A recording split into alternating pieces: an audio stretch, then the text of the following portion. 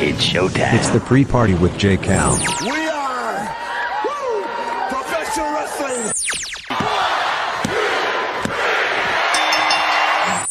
I'm building an alliance. You are tuned into the absolute top of the mountain, the ultimate professional wrestling. Alliance-wrestling.com.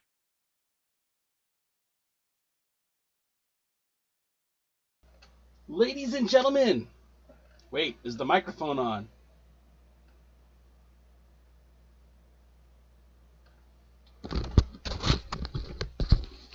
Oh man, DK is gonna roast me now.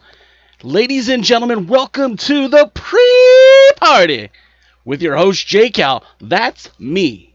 And this is a presentation of Alliance-Wrestling.com, your number one source for news and information for the National Wrestling Alliance.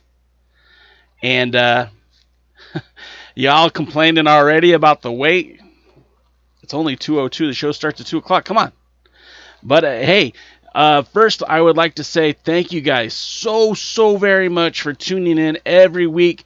We've been doing this for over 52 weeks now, consecutively. I mean, we might have missed one or two, but we've done this pre-party for well over a year now. And honestly, it doesn't happen without your support, with your interaction, with you guys joining us here live on the chat. I mean, we're 9 viewers strong right now. It's 2:02 here on the West Coast, 2:03, excuse me, here on the West Coast. And again, so happy that you guys have made this a part of your weekly viewing habits. For 52 weeks plus, we've been going ahead of anything that the NWA has decided to place on its YouTube channel, whether it be NWA Power, whether it be Carneyland, or any other show or non-product at all, as well as NWA Shockwave.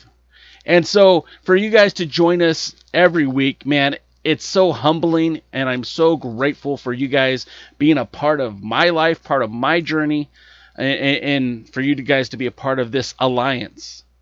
You know, someone once asked me, where did you get the name Alliance from? Because we initially started off as just the National Wrestling Alliance fan page, right? That's where we were about 14 years ago.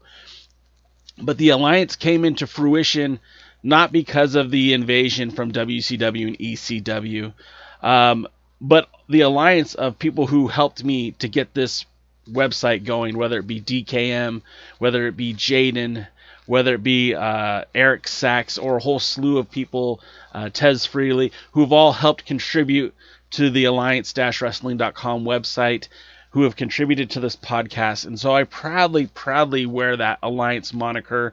You could see it right here behind me, because if it wasn't for you guys being a part of this alliance, I don't know that any of this would be possible. So again, I'm humbled by you. I'm grateful for you, and I'm generally glad that we're doing this weekly podcast, and I'm glad you guys are here.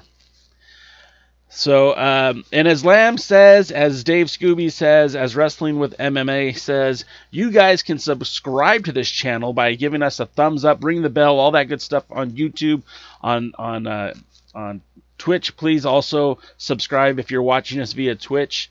And of course, all the old episodes are available on YouTube, as well as some exclusive content we put out audio only that's available on Spotify or Amazon Music or Apple iTunes. Is it still called iTunes?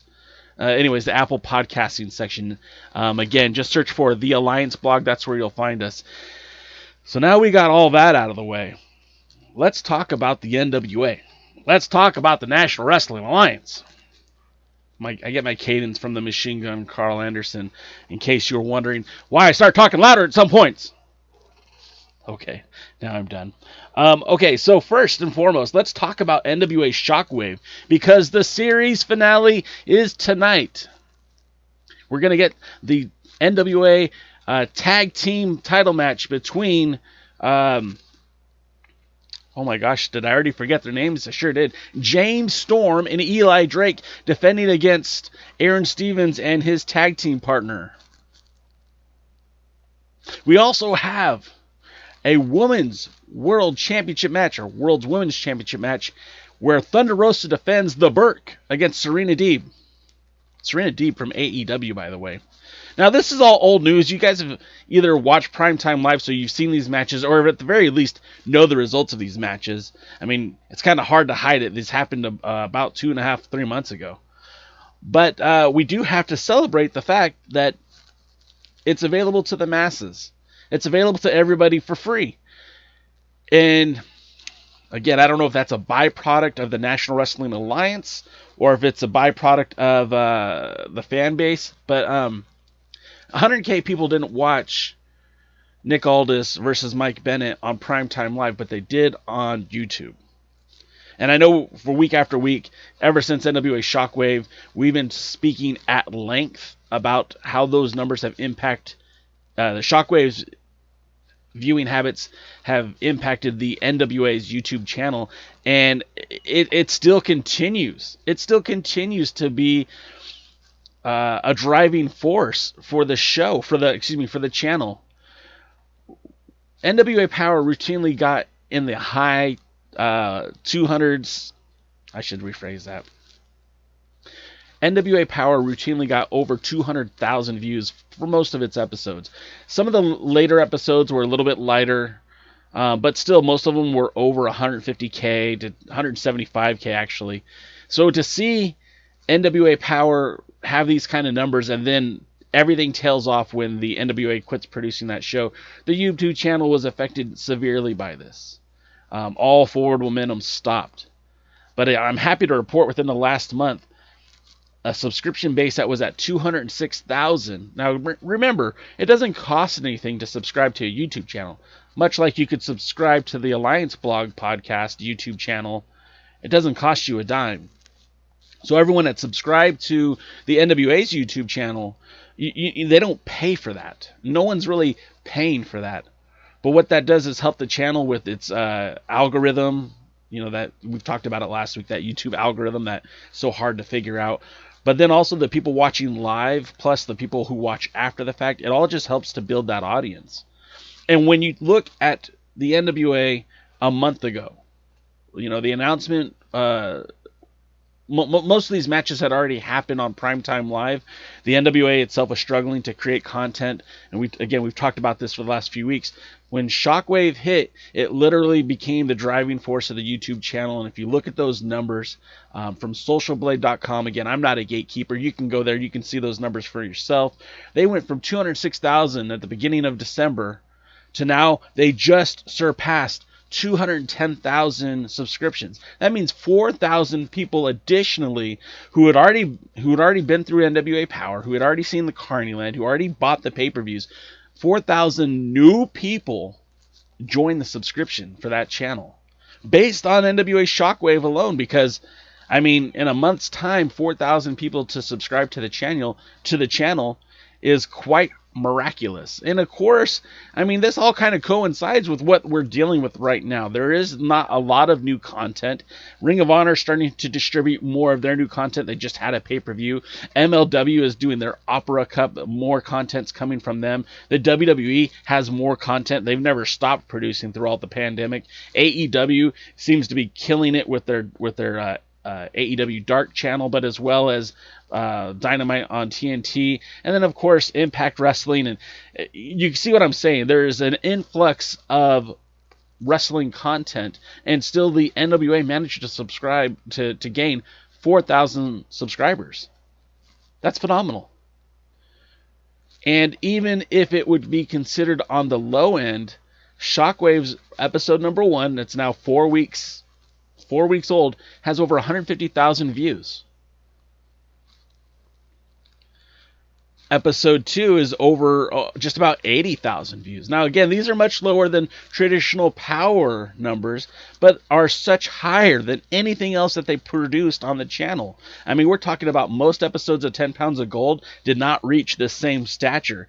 All of the podcasting type shows, all of that Carneyland stuff, nowhere near this numbers. And even when the NWA tried to create their own thing and did that 5 on it, with rehashing some of the old shows, not even close. Not even close. So again, NWA Shockwave is still, these episodes are months old. We've already talked about them at length on this channel, but we're not the only ones. I mean, it's made available on the internet. You know, new champions. The NWA announced these championship title changes when they happened. So it is kind of peculiar that they're going back and acting like these are new events, but I don't think that hurts the channel. It might affect the it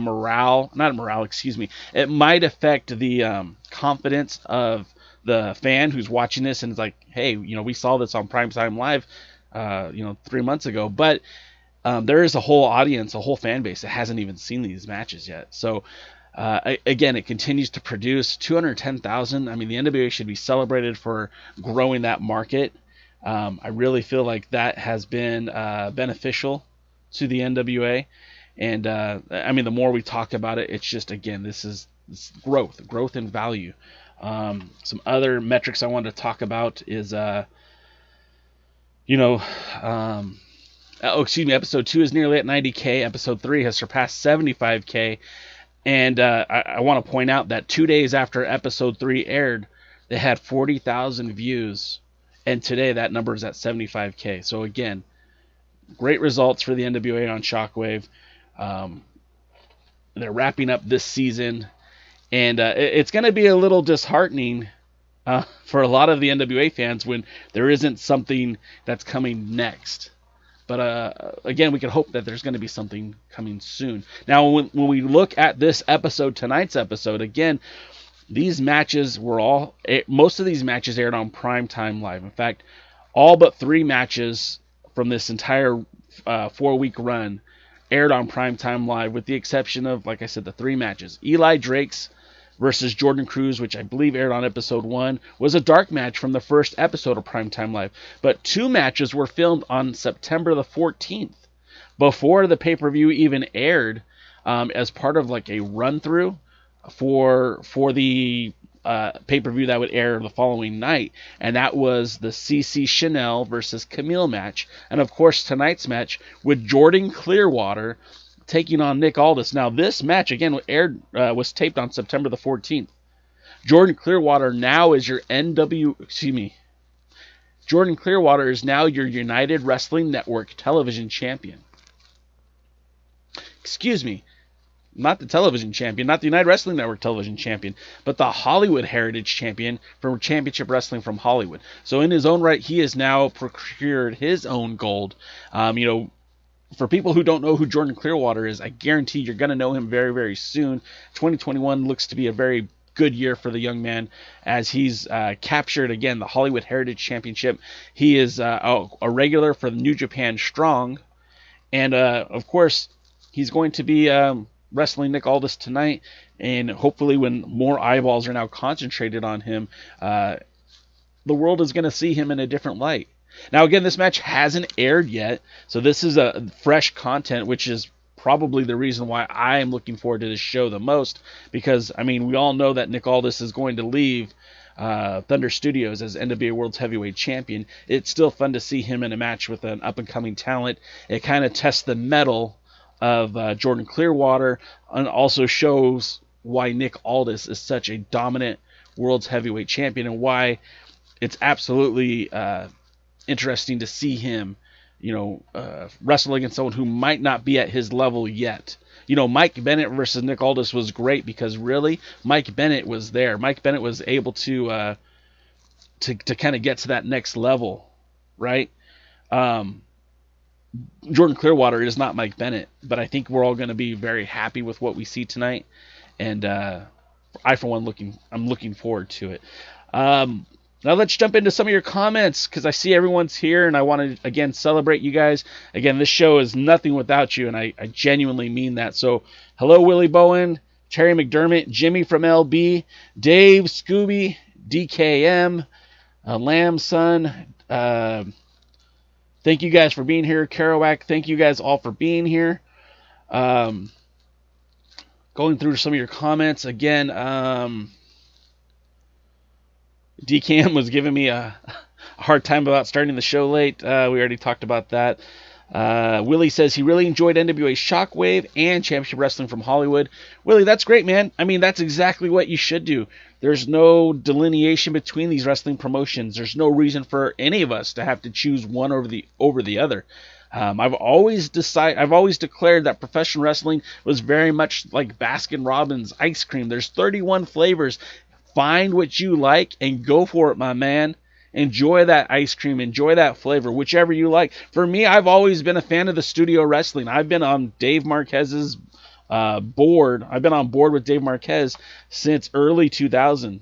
Since he was doing shows, I think it was 2002, doing events at UPW, Ultimate Pro Wrestling, in Santa Ana, California, when he did shows for Epic Pro Wrestling in Glendale, the Glendale Studios. Later, that's where they would tape Championship Wrestling from Hollywood for a couple of months.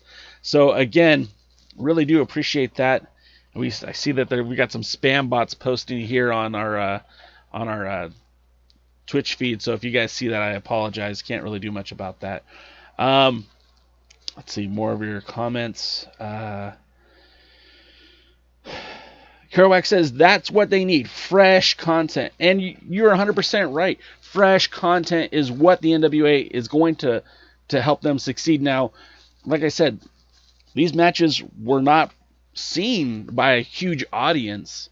I mean, let's face it, if Primetime Live was raking in 100K buys, I mean, they would 100% be one of the most talked about wrestling promotions in the country right now. Unfortunately for my good buddy Dave, that's not what happened.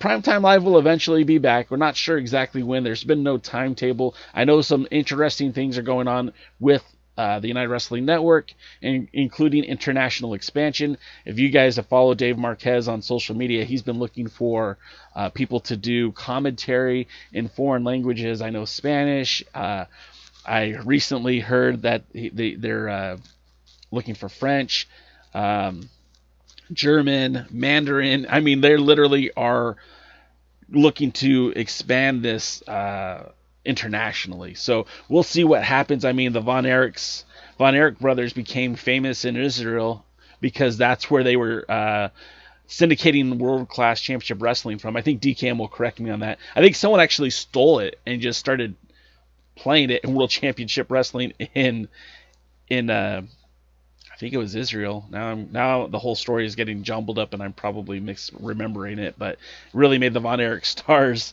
in the Middle East. More comments. Dave Scooby says, tonight's Shockwave is full of great matches. Glad to see him again. Absolutely. And again, if you're a fan of professional wrestling, Primetime Live delivered. Okay, these shows, I mean, there were a few matches that were, let's be honest, stinkers. But for the most part, this show had great matches. I mean, I'm still hearing people talk about Priscilla Kelly and Thunder Rosa as one of the best matches all of 2020. And, going back and watching that, I really did understand that was a really good show. Terry McDermott says, the best way to describe Jordan Clearwater is just put Bob Backlund and Ric Flair in a blender. I mean, you're not far from that, but you have to throw in a little bit of Stan Hansen with that too, because I mean the big boot, the lariat, the ties to Texas. Yeah, I mean it does kind of add to it. Willie Bowen says he hopes that Michael Bennett and Jordan Clearwater stick with the NWA Championship Wrestling from Hollywood, Primetime Live Wrestling. It's really volatile right now, wrestlers and free agency, and I can't remember a time before now where there were so many good wrestling promotions that are able to put people under contract. Because, growing up, I mean, we had, for me, I'm a kid, I'm a product of the 80s. We had the AWA, we had Global Wrestling Federation, we had the Universal Wrestling Federation. We had Jim Crockett Promotions in the NWA, and of course the WWE. And I got to see the evolution where, Global Wrestling Federation kind of disappeared, and then we'd see, the AWA was gone, and NWA would change. We'd have WCW, and then we'd look at not only WCW, but then the advent of ECW. And honestly, I didn't even see an indie wrestling show until I was in my 20s. And the evolution of how things changed, of course, people get locked up to the WWF and WCW, and there's the bidding wars, and guys would jump ship for big money contracts. The big money contracts don't exist in that way as they did then. I mean, AEW, I'm sure, is paying handsomely for the talent that it receives. WWE still locks guys up for, big money deals. I don't believe that Ring of Honor or MLW or the NWA, for example, can really compete with those two in Impact Wrestling as well. But I mean, it's still, these guys could get locked up to these contracts, and it seems like there's more places to work now in the United States with more visibility than ever before. And I think that's really something to look at, because we've always said that the cream of the crop rises to the top. So there's opportunities for guys if they just jump on it, if they just take them. So, again, as I'm kind of began rambling here, guys like Mike Bennett, I think, are going to end up signing with Ring of Honor. He might have the ability to work outside of Ring of Honor, which may include Primetime Live. But I believe he's going to be signed, before they're able to have that United Wrestling Network World Title Tournament Finals. And then DKM pointed out that normal boxing pay-per-views only draw between 250 to 300,000 buys. So again, if the United Wrestling Network was doing 100K, that's still pretty huge. I mean, that's huge. Boxing is, those boxing pay-per-views are normally some of the biggest names in boxing, where Primetime Live, even though it's a show that I enjoy and I gladly spend my $7.99 an episode to watch, it's not the same as, say, some of the top stars of professional wrestling, like the Chris Jericho's or the Roman Reigns, or, you know what I mean? There's a significant difference there. And then DKM agreed with me. Yes, Israel. They did do a tour of Israel. Whew. Out of breath. So, yeah. That's pretty cool. And then, we are upon the season of giving. Christmas here in the United States, if you guys celebrate Christmas, or around the world, I guess it's a global holiday. It's not just the United States. Christmas is 2 days away, or 3 days away, excuse me. So a lot of people are talking about what they want for Christmas. I've got 2 little ones, who are sitting there telling me, Daddy, I want Santa to bring me this. Daddy, I want Santa to bring me that. And my question to you all is, what do you want Santa Claus to bring the NWA? Now, you don't have to celebrate Christmas to jump on board. What Kwanzaa present do you want for the NWA?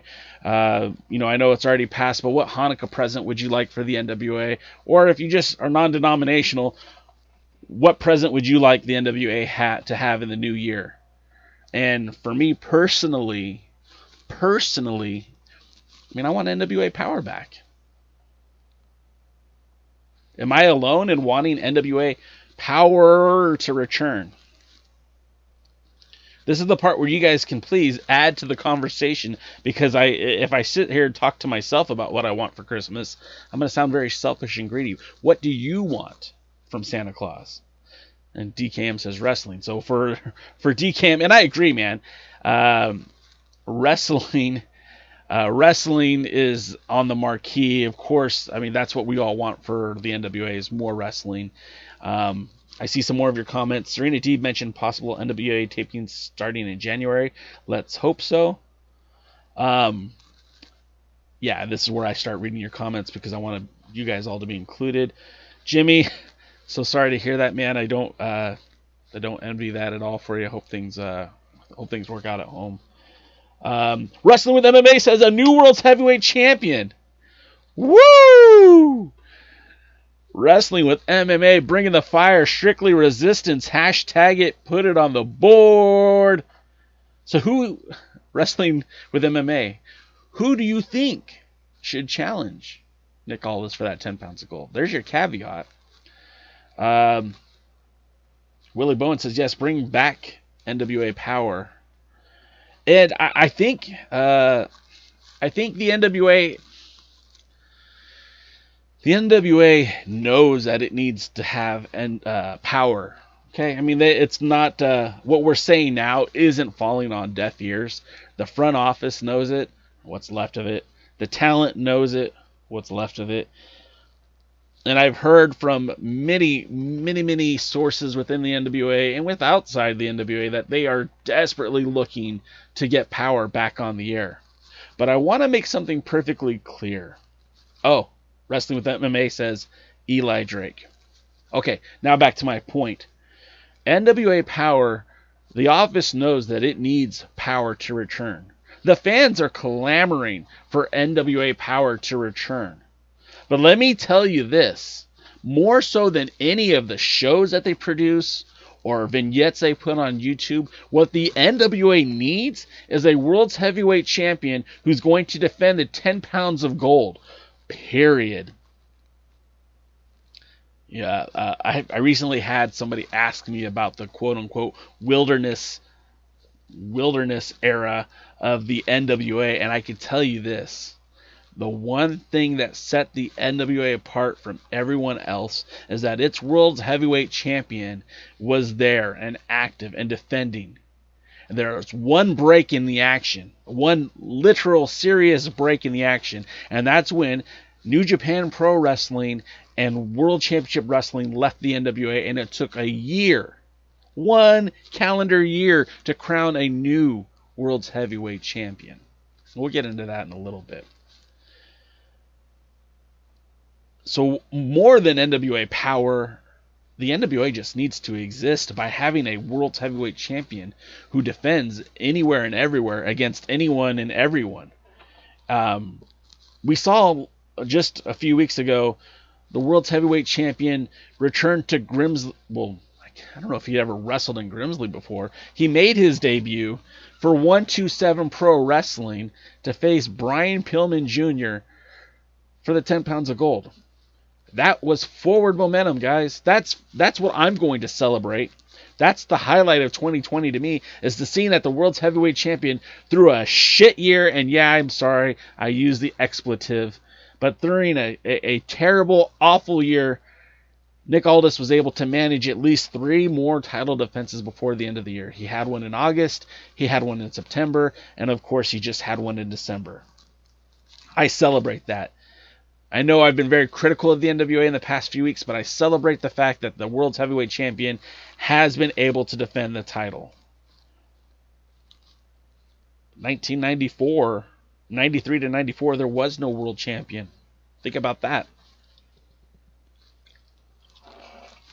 And as an added bonus, the World's Heavyweight Champion has been scheduled to have his first defense of the new year. 2021 starts off with a bang. Not a sponsor, but if you guys want to be, give me a call. 2021 starts off with a bang, and that's because our World's Heavyweight Champion is going to be defending his 10 pounds of gold against Jaysin Strife in Omaha, Nebraska for the 10th anniversary of Magnum Pro Wrestling. The last time the 10 pounds of gold was in Magnum Pro Wrestling, because this isn't the first, baby, was back in 2012 when the scrap daddy himself, Adam Pearce, defended that title back January 28th in 2012. In this night, the main event, of course, Jaysin Strife. Now, some of you have never heard of this guy, and that's okay. That's okay. Because I know who Jaysin Strife is, and let me tell you who Jaysin Strife is. Okay, Strife is an extremely underrated and underappreciated professional wrestler. He's quietly wrestled around the world, guys. We're talking WXW in Germany. We're talking about ASW in the UK. He's stood in the ring with the likes of Marty Scurll. He stood in the rings with the likes of Seth Rollins, Eddie Kingston, Cesaro, Chris Hero. He's competed in the NWA on and off his entire career, wrestling in NWA Central States, NWA IWA Mid-South, NWA No Limits. He won the NWA Midwest X Division Championship from Matt Sydal. Yes, that one that just signed with AEW, that Matt Sydal. To his credit, Jaysin Strife spent most of 2010 out here on the West Coast, competing in promotions like Mach 1 Pro Wrestling, SoCal Pro, IWL, New Wave Pro Wrestling, and of course, Championship Wrestling from Hollywood. He appeared on television for them, and with Mach 1 Wrestling, he had victories over Eli Drake. So, he isn't a bum at all. And this match, I think, is going to be very, very interesting. And I'm encouraged by the NWA by already getting out of the gates with a title defense. I'm very interested and very happy with the NWA being able to take that next step already early 2021. Now, if you combine that with the rumors that Serena Deep, it's not a rumor, Serena Deep said it, that the NWA power tapings are set to return, I mean, that's exciting, guys. That's very, very exciting. So that's certainly something I'm looking forward to in 2021. More of your comments. Terry McDermott says he just wants some good wrestling matches. No glitter and high tech, just good matches. Absolutely. Willie Bowen wants a return of NWA Power. Wrestling with the MMA says he doesn't know how to pull a punch. He wants to see Eli Drake challenge for that 10 pounds of gold. And let me tell you something. Listen up, everybody. Because Eli Drake is certainly a sought-after talent. And I don't know exactly how long his contract is with the NWA, but I believe that Eli Drake is going to be one of these guys that if he isn't locked up by the NWA, that he's going to be gone. He's going to go elsewhere. So I personally had a lot of anticipation that Eli Drake would hold that 10 pounds of gold, that a feud between Eli Drake and Nick Aldis would certainly highlight the new NWA Power when it would return. But anything can happen. Anything can happen at all. We do know this. That we know that the 10 pounds of gold is worn by the national treasure Nick Aldis. We know that the NWA television champion is, in fact, Elijah Burke. We know that, spoiler alert, we know that Serena Deeb is the NWA World Women's Champion. I like to say it that way. NWA World's Women's Champion, just like we say the NWA World's Heavyweight Champion, just like we say the NWA World Tag Team Champions, the NWA World Women's Champion.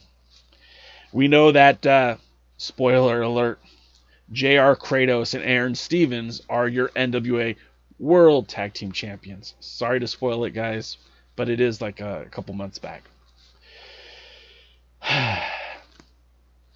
So, that's what we know. We know when the show kicks off, when Power kicks off, we know that those folks are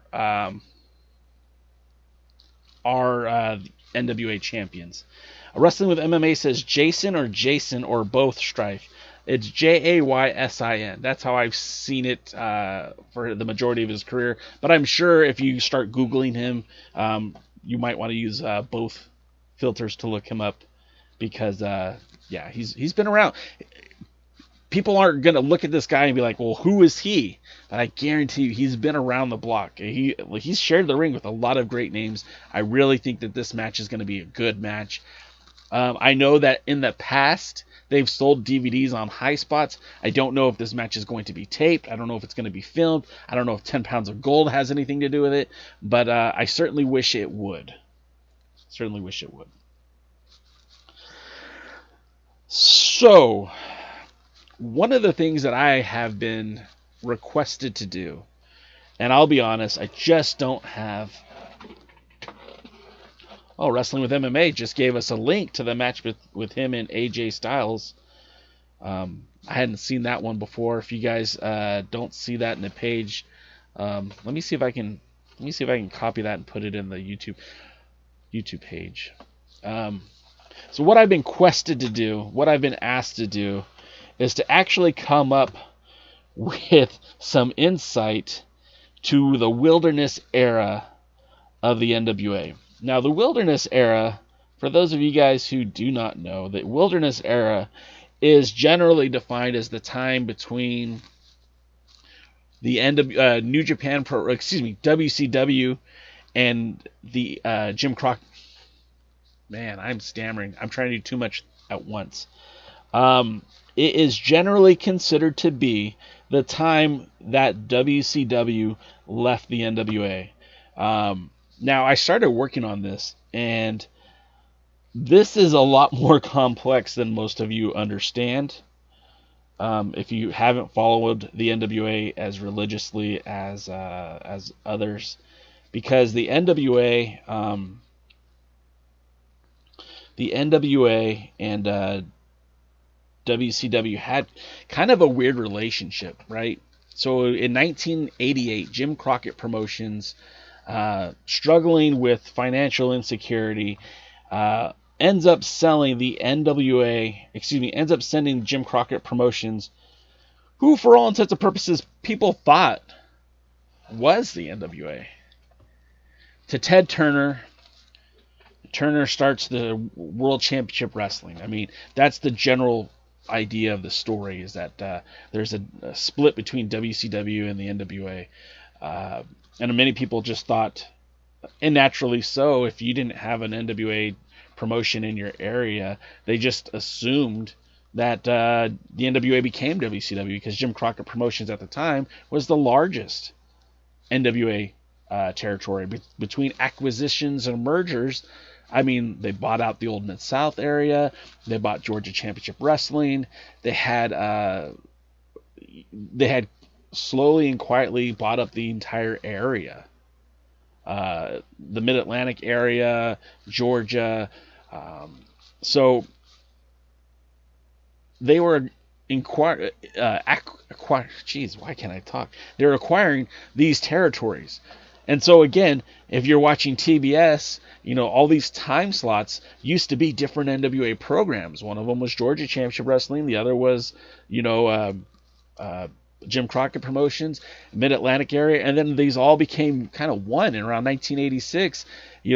Jim Crockett was a big deal in the NWA. There was no other promotion even close to them. Portland Wrestling up in the north was pretty much untouched. You had Steve Rickard out in New Zealand doing On the Mat, which again producing live pro wrestling, but even though it was NWA affiliated, was not really impacting what was happening in the United States. So you had all this stuff going on, and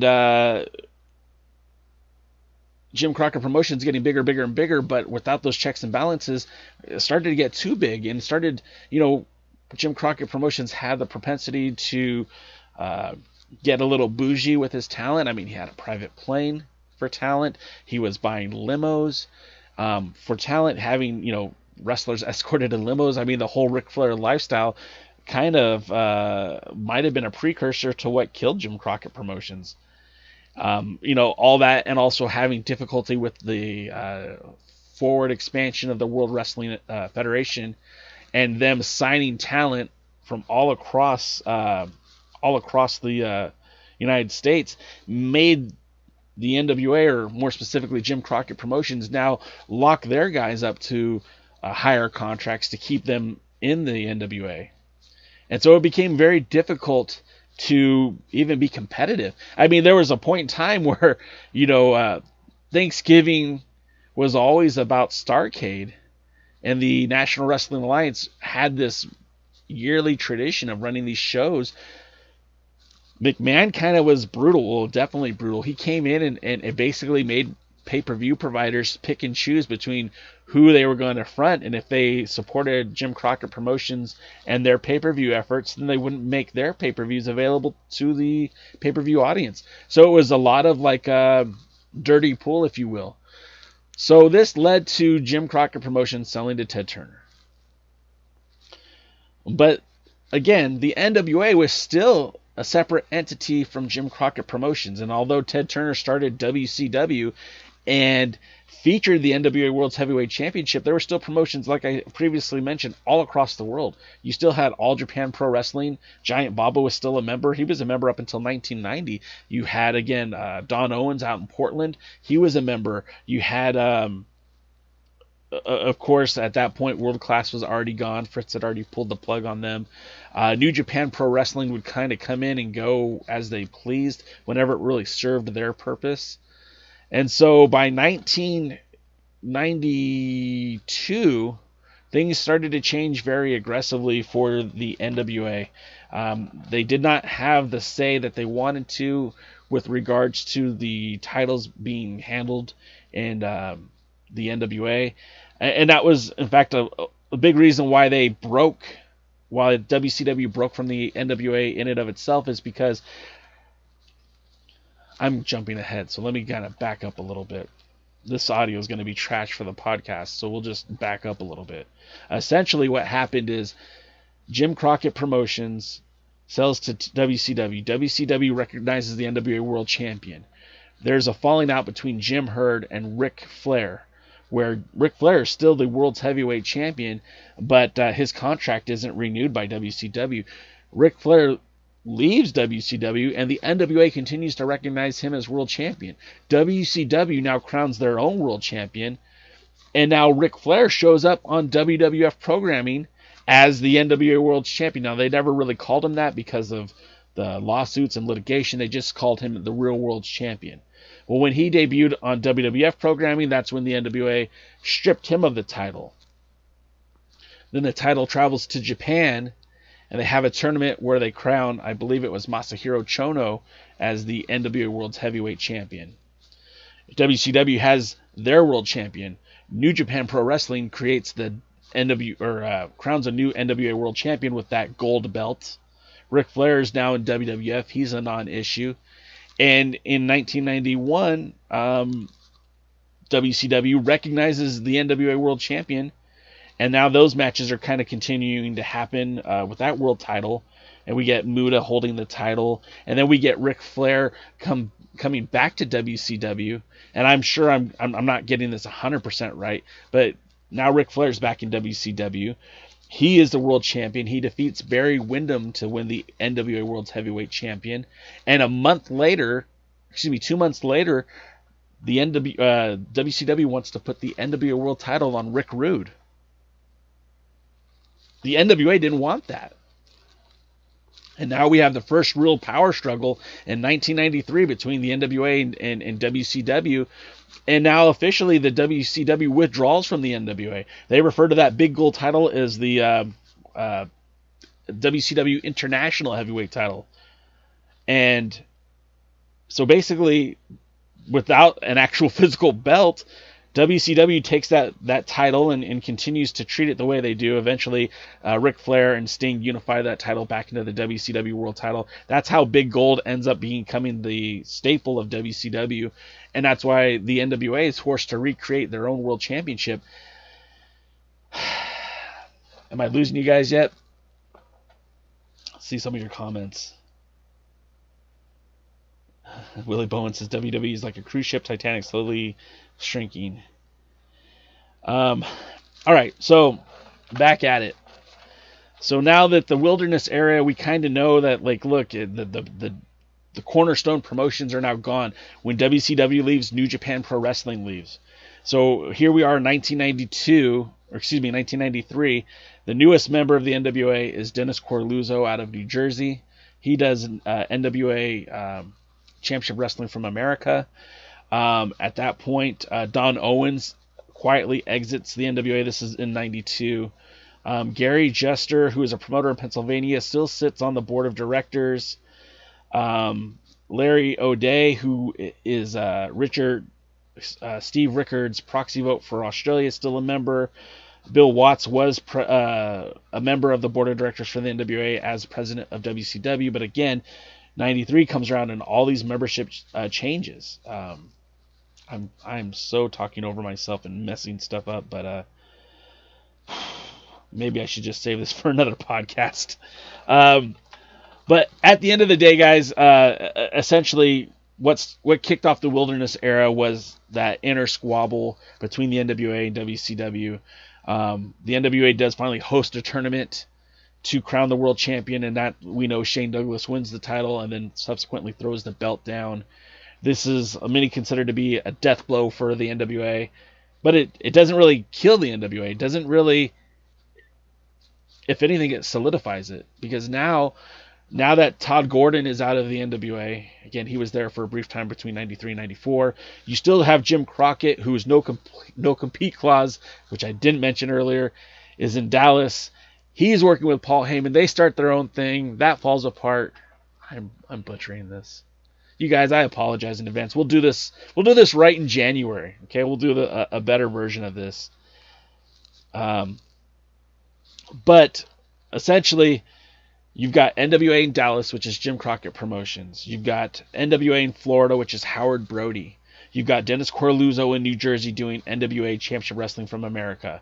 Shane Douglas throws the belt down, and you're looking to get back into it. At that time, you've got IWA Puerto Rico, who wants to join the NWA. That's Savio Vega's wrestling promotion. Then you've got UK NWA Hammerlock. They also joined the NWA. For a short time, you have Smoky Mountain Wrestling under Jim Cornette. They joined the NWA. This is all around 93, 94. And so during this time, this is the wilderness era because there's not a main platform. There's not a microscope zoomed in on all this. Jim Crockett Promotions, WCW, that's gone. Jim Crockett in Dallas is what we have, and it's doesn't have the same reach.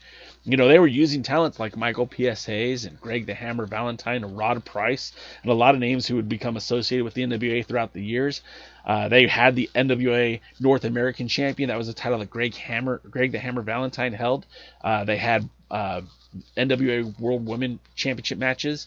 But again, all of this was mostly in an audience that didn't get to showcase it. These matches happened in Dallas, but if you didn't live in the Dallas-Fort Worth area, you didn't really see them. And if you look to what was happening in New Jersey, again, doesn't matter how many matches that Dennis Corluzzo promoted, if you weren't able to witness these matches, the NWA was dead. What the NWA was, WCW. That's, I mean, perfectly realistic logic. So then Chris Candido wins the tournament just a few months later after Shane Douglas throws the belt down to become the youngest NWA World's Heavyweight Champion. His title reign doesn't last very long as Dan the Beast Severn wins the title in February of 1995. And this is when you get Victor Quiones with IWA Puerto Rico joining. You also get IWA Japan joining. And at this point, now the NWA, for the first time in a very, very long time, has influence in the United Kingdom. They have influence in Japan. They have influence on the island of Puerto Rico. And of course, 4 or 5 members in the NWA, and we're starting to see the ball rolling again. And membership is starting to come back. Pro Wrestling Express out in Pennsylvania joins the NWA. And it isn't long before that we see Music City Wrestling join the National Wrestling Alliance. I believe that was in 97. Like I said, there's a lot more to this, but ultimately we know that Dan the Beast Severn wins that title and now starts defending that title everywhere. He's defending it in Dallas. He's defending it in New Jersey. He's defending it in Florida, as well as competing in MMA fights, as well as wrestling in Japan with that title, wrestling in Canada with that title, and eventually gets signed by the WWE in 1998. At this point, we have promotions and more promotions coming into the NWA, like 01. And 01 had a partnership with, again, UPW. We talked about them earlier. Ultimate Pro Wrestling out here in Southern California. Steve Corino wears the title. Mike Rapada wears the title. And there's a lot of history and stuff that I'm kind of glossing over. But there was this wilderness era that was thankfully shedded by 2002 when Jeff Jarrett secured the NWA rights and TNA Wrestling started to showcase the World's Heavyweight Champion and the World Tag Team Champions. But to answer the question, no, the NWA never stopped promoting. The NWA never closed its doors. And in fact, even to this day, through the different ownership changes, the different presidents, the National Wrestling Alliance never ceased to exist. In fact, it couldn't have unless every single member of the NWA decided to just shut their doors. This is really the most bizarre time for the NWA now, because there's one person controlling the NWA. Just like the previous ownership, when Bruce Tharpe won the lawsuit to gain the rights of the NWA, he became the first person to actually own the NWA. It was a collective. It was always a mutual agreed upon membership. It was never a sole owner. So now that Billy Corgan is the only person that owns the NWA, if he decides to shut the doors tomorrow, there is no more NWA.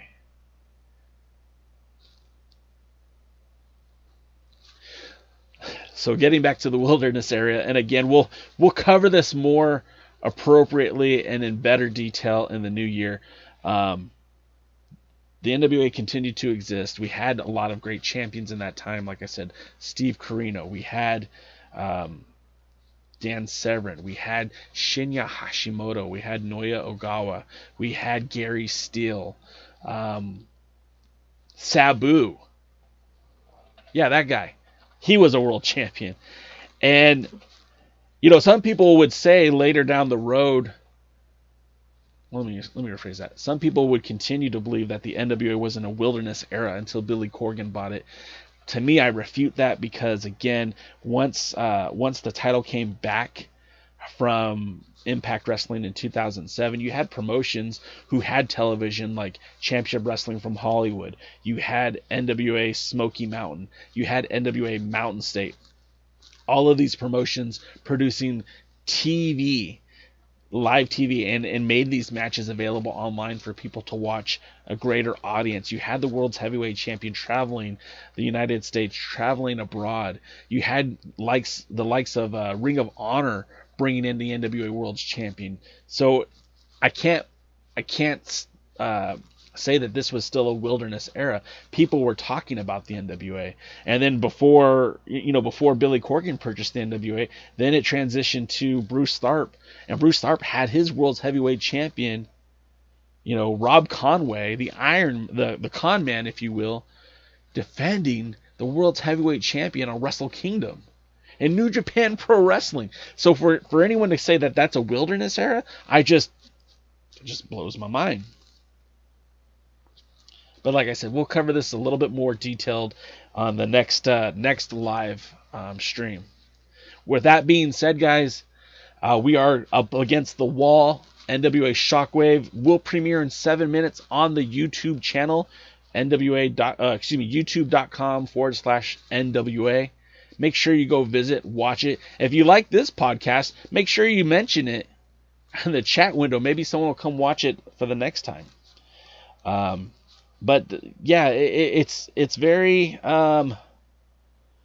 interesting to see what the future will hold for the NWA. We will be back. This isn't our goodbye at all.